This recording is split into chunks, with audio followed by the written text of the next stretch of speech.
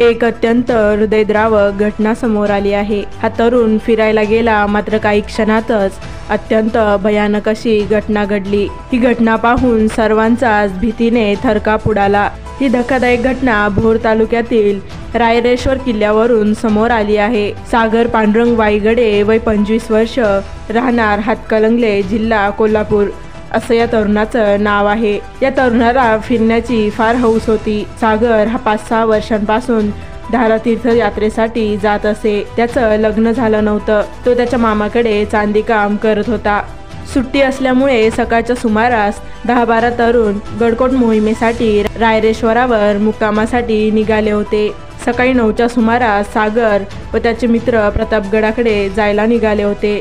त्यावेळी पायवाटेने जातानाच अत्यंत भयानक अशी घटना घडली, ज्याचा कोणीही विचार केला नव्हता। पायवाटेने जात असतानाच अचानक सागर याचा पाय घसरला आणि तो खालील दरीत जाऊन कोसळला।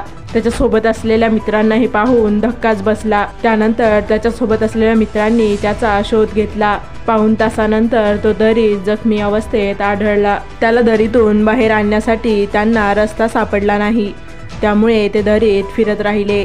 दुपारी 2च्या सुमारास भोरच्या Sahyadri search and rescue team या जवानांनी दरीत शोध घेऊन त्यास उपचारासाठी दाखल केले, मात्र डॉक्टरांनी त्याला मृत घोषित केले। या घटनेने सागरच्या मित्रांना एकच धक्का बसला आहे। अचानक अशी घटना घडली की कोणीही याचा विचार देखील केला नव्हता। क्षणात होत्याचं नव्हतं झालं। त्यामुळे निसर्गाच्या सानिध्यात फिरायला जात असाल तर सावधानगी बाळगा।